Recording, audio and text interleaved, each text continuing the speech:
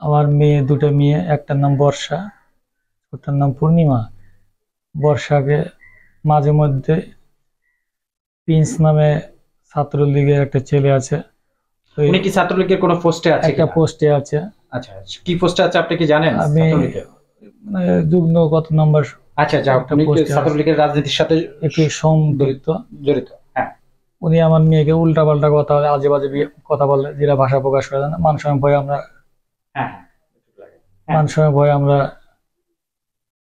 সম্মানিত দর্শক, আসসালামু আলাইকুম। দেশ ও প্রবাস থেকে এই মুহূর্তে যারা আমাদের চ্যানেলটি দেখছেন তাদেরকে জানাই প্রীতি ও শুভেচ্ছা।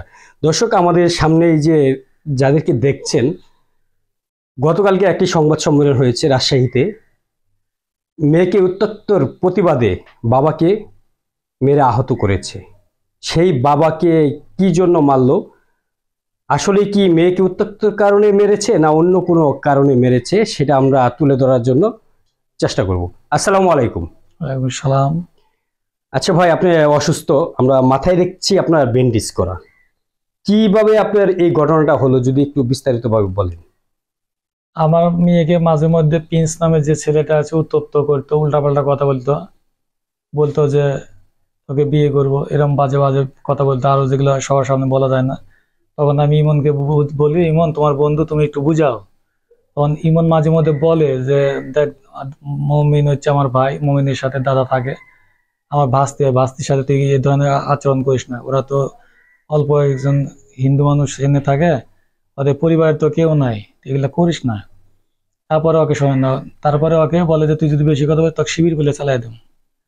তখন এই শুক্রবার দিন সকালবেলা যখন এই ঘটনাটা ঘটে, আমার মেয়ের সাথে খারাপ, কোচিং এ যাবে, প্রিন্স মিরাজ খারাপ আচরণ করে, মানে উত্ত্যক্ত করে, খারাপ ধরনের কথাবার্তা বলে। তখন আমি বিকালবেলা, আমার ওয়াইফের একটা পার্লার আছে, মা বিউটি পার্লার, আমি ওনাকে চাকরি শেষে নিয়ে যাই, রাত 9টার সময় নিয়ে আসি। আনুমানিক শুক্রবার 7:30টার সময়, মনে হয় সম্ভবত 12 তারিখ, প্ল্যাটফর্মে দাঁড়ায় আছি। আমাকে বলছে যে শোন, বলে কি বলছস বল। সে বলছে যে তোর ইমনের সাথে যদি তোর মেশোস, মানে মোহনের সাথে মেশোস, তার চাঁদা আগে বেড়ে যাবে, 20,000 টাকা টাকা দিতে হবে। কেন?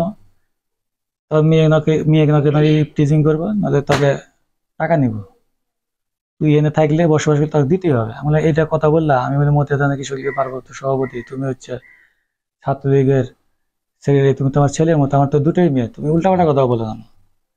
তো বলছে না, একটু এনে থাকলে এদিকে ক্যামেরার দিকে তাকিয়ে বলবেন। হ্যাঁ। তোর এনে থাকলে তোর টাকা দিতেই হবে।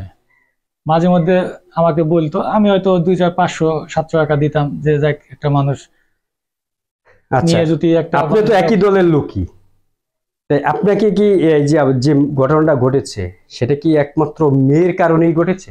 মেয়েকে উত্তপ্ত করার কারণে, বাধা দেওয়ার কারণে এই ঘটনাটা ঘটছে। আমি যখন বুঝাইতে যাই তখন ওই আমার সাথে চড়াও হয়।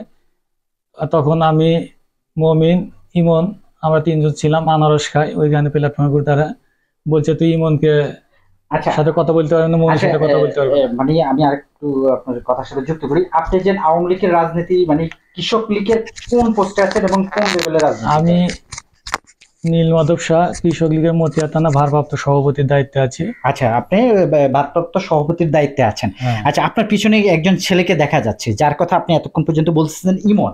ইমন আচ্ছা, ইমন ইমন হচ্ছে ইমন ইমনের পরিচয়টা কি একটু যদি? ইমন হচ্ছে ওর ভাই, হচ্ছে আমরা একটু তার মুখ থেকে 26 তার মুখ নম্বর থেকে ওয়ার্ডের শুনি। আপনি একটু ইমন ভাই একটু জোরে কথা কৃষক বলবেন লীগের। আমাদের মতন। আমরা একটু ইমন ভাই, হ্যাঁ, না না লাগবে না, আপনি জোরে কথা বললে হবে। হ্যাঁ, আমি মোহাম্মদ ইমন।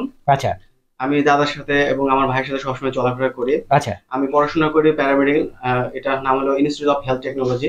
আচ্ছা, ঘটনার দিন সকালবেলা আমি যখন বাসায় যাই তখন দেখি প্রিন্স আর মিরাজ আমার ভাস্তিকে, বর্ষাকে, মানে ওরা রাস্তা ঘেরাও করে কিছু বলছে।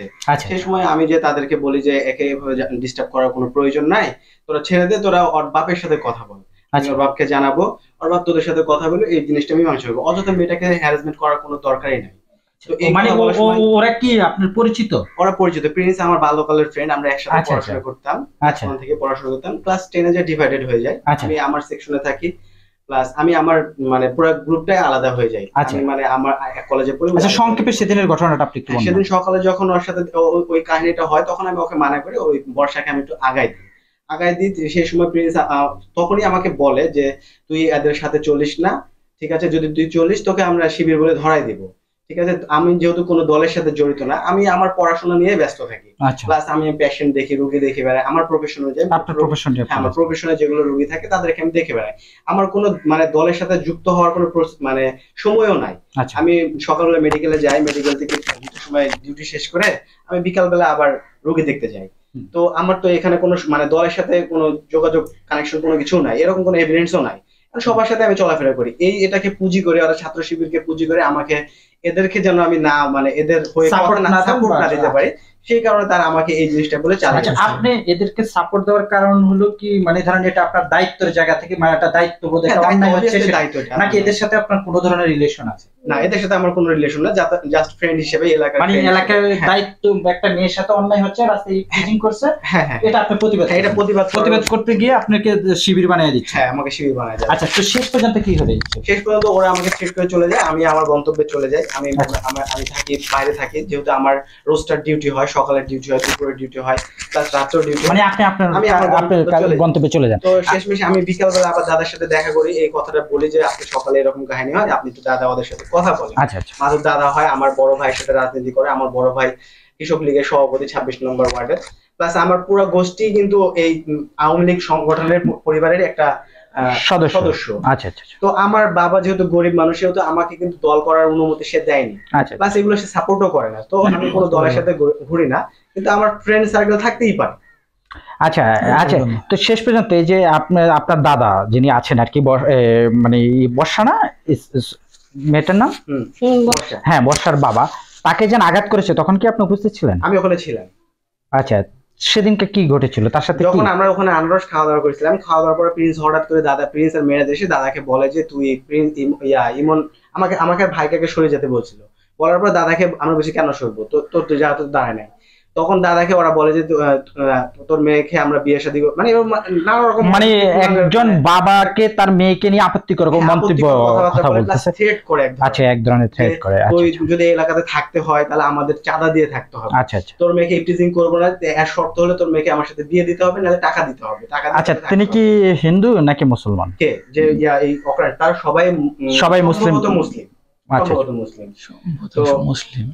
আচ্ছা, আচ্ছা, ঠিক আছে। তখন কি এই কথার পরে মানে বলার পর দাদা তাদেরকে বলে যে তোমরা এগুলো অন্যায় করছো, একই সংগঠন থাকার সত্ত্বে তোমরা এগুলো করতে পারো না। আচ্ছা, তখন দাদাকে মানে দাদা, আমি তখন একটা কথা বলে যে তোরা চলে যা, ট্রেন যেহেতু বললাম চলে, তখন আমাকে ধাক্কা দিয়ে দাদাকে বুকের কলার ধরে বলে যে তুই টাকা দিবি নাহলে তোকে, এই কথা বলার পর দাদার মাথাতে স্টেপ করে প্রিন্স। আচ্ছা, আচ্ছা, আচ্ছা। আপনি কি তাকে উদ্ধার করার জন্য চেষ্টা আমরা বাধা করছেন? দিচ্ছিলাম, বাধা দেওয়ার পরে তখন ওরা আমাদেরকে রান্দা দিয়ে মানে ভয় দেখাচ্ছে, আচ্ছা, ধাক্কা দিয়ে নিচে ফালা আচ্ছা, দিয়ে আচ্ছা। রেল লাইন নিচে। তো আমরা মানে আচ্ছা দিদি, আপনাদের এখন পরিবারটা, আপনারা যে গতকালকে প্রেস ব্রিফিং করেছেন তখন আপনারা বলছেন যে না, আপনাদেরকে কোনো আইনি সহায়তা গতকাল পর্যন্ত আপনারা পাননি, আপনারা গতকালকে প্রেস ব্রিফিং এ বলেছেন। কিন্তু আজকে আসার পরে দেখলাম আপনাদের এখানে, এবং যাদেরকে 3 জনকে অ্যারেস্ট করা হয়েছে, এবং আপনাদের বাসায় থানার ওসি আসছেন এবং আইন শৃঙ্খলা বাহিনীরাও আসছেন, এবং বিভিন্ন মানুষ এসে আপনাদের পাশে দাঁড়াচ্ছে। আসলে একটু এখন আপনারা কি চাচ্ছেন, যেহেতু আপনার স্বামীকে, আপনার মেয়েকে ইফটিজিং করার প্রতিবাদ করাতে তাকে এই ধরনের কাজ, তার সাথে দুর্ঘটনায় ঘটেছে, এখন আপনি এটা কি চাচ্ছেন? এটাই আমি চাচ্ছি যে ওদের ধরনের শাস্তি দিক, এমন শাস্তি দিক যাতে অন্য কোনো মেয়ের দিকে এইভাবে কথা না বলতে পারে বা কোনো বাজে কথা না বলতে পারে, ওদের যেন কোনো ক্ষয়ক্ষতি নয়। আমার যে ক্ষতিটা হলো, আমার মেয়েতে যেসব ভাবে ট্রিট করে, আমার স্বামীর যে আঘাতটা করেছে, 12টা সেলাই করছে মাথাতে, সে এখনো অসুস্থ, ভাত খেতে পারে না, শুধু তরল খাবার তাকে খাওয়াতে হয়। আচ্ছা, এখন কি ধরেন যেহেতু আসামি অ্যারেস্ট হচ্ছে, মামলা করছে, এখন আসলে আপনারা কি কোনো ভয়ভীতি আপনাদেরকে দেখাচ্ছে, বা আপনারা কেন নিরাপদে আছেন নাকি? আসলে এখন আমরা ভয়ে ভয়ে প্রশাসন আছি, কিন্তু যে পার্লার আমি খুলতে পারি না, আমার একটা পার্লার আছে, পার্লার খুলতে পারি না। ওই দিন আমার স্বামী যখন চাকু মারে মাথাতে, হাতুর দিয়ে মাজাতে, কোমরে করে, আমি একজন এসে বলছে চিল্লিয়া, বৌদি দাদাকে মেরে ফেললো। আমি দৌড় পাড়ে যাই, দেখি আমার স্বামীর শরীরে রক্তাক্ত অবস্থা। আমি যা বাধা দিই, আমি বাধা দেওয়ার কারণে আমার গলার স্বর্ণের চেন সহ জামা সহ ছিঁড়ে ফেলে। মানে আপনার গায়ে হাত দিছে? হ্যাঁ, ছিঁড়ে ফেলে। মানে এটা শুধু আপনার স্বামীকে না, মানে নারী নির্যাতন পর্যায়ে পড়ে, যেমন আপনার গায়ে যেহেতু হাত দিচ্ছে। ফেলার পর আমি লজ্জাতে আমাকে প্রথম ওই প্রিন্স চাকু স্টেপ করে, আর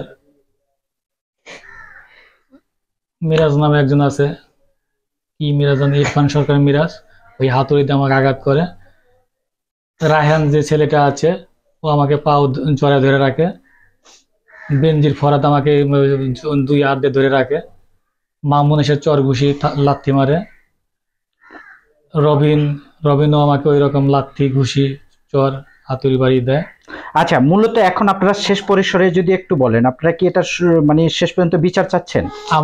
আমরা চাচ্ছি এরা আইনের আওতায় এনে আমরা ও ওদের যে পোস্টের বিচার চাই। কারণে এইরকম করতেছে, আমি চাই ওর পোস্টের থেকে আবার পোস্টটা বাতিল আমরা আবেদন করছি, পোস্টটা বাতিল করুন। করছে এইভাবে।